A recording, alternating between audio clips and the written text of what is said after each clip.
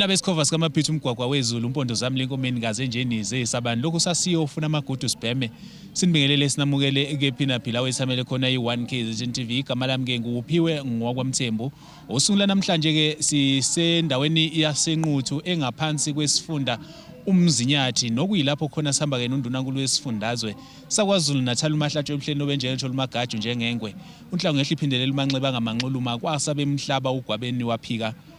ilanga lapho endlebeni yendlovu kwathi nyaka mumbela uphuma endlebeni yengwenya usompisi ubaba uThamsanqa Ntuli esihamba nayo usungula namhlanje sihamba nayo yonke ke icabinet kahulumeni wesifundazwe saKwaZulu Natal esingabala bonke ke ongqongqoshe beminyango inhloso enkulu ukuthi kuhambe kubhekwa ke izinto okuyizona ezizinselelo ezibhekene nomphakathi nezinto isasuke zadinga ukuthi ke zilungiswe njengoba ke iminyango yonke ibithe echithisaka ngenhloso ukuthi ke ihlangane nemphakathi kuma ward ahlukahlukene ukubheka ke izinto okuyizona okufanele ukuthi ke zibekwe eqhulwini ukulekelela ke lomphakathi njengoba sazi ukuthi inkinga enkulu ebhekene nomphakathi wasemzinyathi udaba oluthinta ke amanzi nokutuleka kwamathuba siyafisa ukuthi sikhulume naye ke uNdunankulu wesifundazwe esilandisa ukuthi ngempela ke usuku lwanamhlanje beluhlele kanjani kanti futhi ke ibithini ke inhloso yalo kodwa ke ngaphambi kwalokho asimukele ke ungqongqoshe zokubusa ngokubambisana nendaba zomdaba esifundazweni kwaZulu Natal umhlonishwa umfundisi uThula Sizwe Buthelezi ingwedla ngamabala amhlophe ezinye zidla ngamabala amnyama namdaka esethulela ke uNdunankulu wesifundazwe uma ngabe sithi ke abakhulume ngithatha leli thuba umphakathi walapha emzinyathi ukwethula phakathi kwethu isikhulumi sethu sosuku isishabasheki sentuthuko uNdunankulu njengoba elapha enquthu namhlanje selokhu engenile inyanga nenyanga uNdunankulu uphuma nesigungu sonke songqongqoshe ukuhambela indawo ezahlukene ukuhlola ukuthi intuthuko isahamba ngakho yini kodwa okusemqoka kakhulu njengoba uNdunankulu wethu elapha namhlanje ukuzozwa ngani umphakathi futhi ukuthi ikuphi enifisa ukukubona kwenziwa uhulumeni wenu nanokuthi abike futhi uNdunankulu ukuthi yiphi imizamo uhulumeni aseyizamile selokhu eqalile lomsebenzi kusukela ngoJune 2024 umholi engimethulayo akusiye umafika izolo kwezentuthuko kodwa intshisekelo yakhe nokuphokophela kwakhe nokuyinikela emsebenzini wesizwe kungenxa yokuthi waqanqathwa ingqwele umntwana wakwaPhindangene ngakho ke konke uNdunankulu akwenzayo zimfundiso zomntwana wakwaPhindangene owafundisa ukuthi uma unikwe ithuba lokuma phambi kwabantu abantu okumele ubabeke phambili nezidingo zabo ngithula kini umholi osezungeze isifundazwe sonke kusukela le engwavuma uzoyoshaya phansi kumzimkhulu elekelela abantu ikakhulukazi ukulwa nesihlava sobugebengu izinto eziningi siyayiqabuka ezinhle ukuyibona kulesi sifundazwe kulenyanga ephelile intsha yesifundazwe sonke ibihlomula esikhwameni sokuthuthukisa abantu abasha siyabona futhi uNdunankulu elwa nobugebengu babantu abalapha esifundazweni sethu ngokungemthetho ngakho ke nawe muzo semzinyathi makhosi sendlunkulu usuku lwanamhlanje nje ekuseni undunankulu ubesewadini ekade kulo nongqongqoshe bonke bethe chithi saka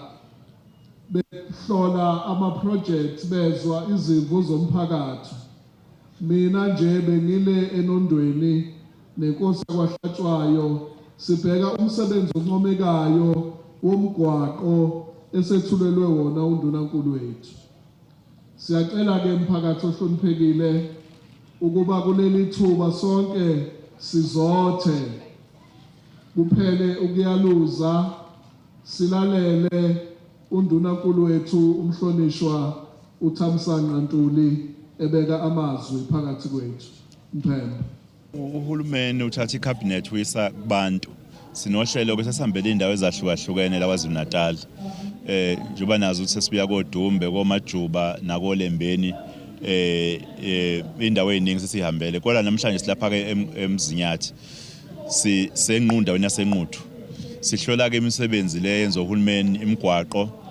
izikole zakhiwayo kungabe ukusebenza kumnyango wezempilo ngabe ukusenza komasipala indaba zamanzi konke nje inkinga bese sibuya ke siba la emphakathini sesizoxoxa nawo ke sizowuthulela ngeenkinga ababhekene nazo njengodaba lamathuba omsebenzi abantu bakwaZulu-Natal fanele babuyelwe ithemba ngokwenzakala uhulumeni ngoba kuningi okwenziwayo okwadala amathuba omsebenzi kodwa futhi udluza umyalezo ukubona ukuthi phela namathuba omsebenzi adinga ukuthi abantu babe namakhono bangahlanjani bethi bakoqa amathuba omsebenzi ngoba makuthiwa kukhona ufuna umuntu ozoshayela nje iTLB ungenalo iskill sokushayela iTLB uzoba nenkinga manje sizoxoxa nangakho lokho kodwa sixoxa nanenkinga nje ibhene umphakathi ngendaba yobugebengu indaba yokuhlukunyezwa abantu besifana nengane ukubulawa kwabo ukuthi umphakathi ungabamba liphi iqhaza ukube siqede zonke lezi inkinga ehlasele abantu bakithi basenquthu. Mbukeli ke ngempela asigijime kakhulu sigijime siye emphakathini njengoba ke umphakathi nawo ukwazile ukuthi uthole ithuba lokuthi ke uphakamise ukubonga nokusho ukuthi iziphi izinto abangafisa ukuthi ke bazisho ukubonga lolu suku nokubonga nje ukufika kahulumeni wesifundazwe endaweni ke yalapha ke enquthu. Siyafisa ke mbukeli sesiqhubeka sihlabela phambili uma ngabe sithi ke abakhulume sibheke ke kumalunga omphakathi osukwini lwanamhlanje. Kumsebenzi owenziwa kuhulumeni waKwaZulu-Natal kakhulukazi ukuthi emphakathini wasenquthu siyawuthakasela kakhulu ngoba lokhu kusuke ngo8 ekseni kakhulu basinikeza nje ithuba ukuthi beze ukuthi yini esixakile noma yini esidingayo angangenelela kuphi yena njengohulumeni weprovince. Inselelo baba eyibhekene nomphakathi wasenquthu in particular eMzinyathi inselelo zama skills. Ake ngikwenzele nje isibonelo. Uma ungabuka inselelo esinayo yamanzi iyenye impawu zokuthi sishoda ngama skills. Ngoba imvula iyafika kodwa siyazi lento ekuthiwa i-water harvest.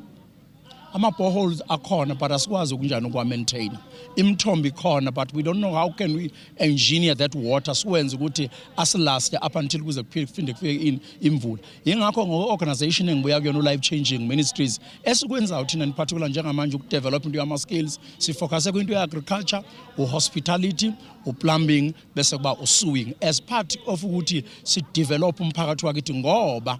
uclear ukuthi bafundile abantu bakithi kodwa ama-skills awekho bafundele nje ugqoka uthayi nokuba se-office kodwa practical life is not covered in those professions. Uhambo lwethu ukuyohlola imisebenzi kahulumeni silalele ukuze masihlela inhlelo zentuthuko ezizayo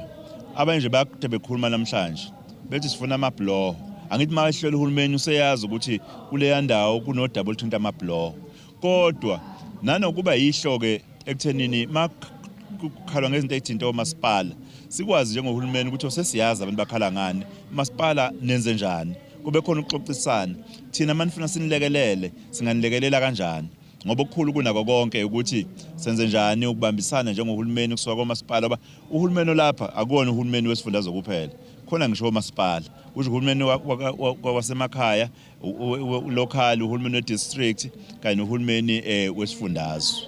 Ilokho esikwenzayo kwenamhlanje ke abantu bayikhulumela ke ongqongqosho baneze ithuba lokuphendula bese ke nezimeya nezithuba lokuphendula ukuthi kodwa ukuphendula kwethu akona ukuphendula nje fanele ngempela ukuphendula kwethu kuhambisana nokuthi sizobuyela emuva siyohlela kahle imali ngoba phela izinto eziningi ezisuke ngaqala ukwenza isuyedinga imali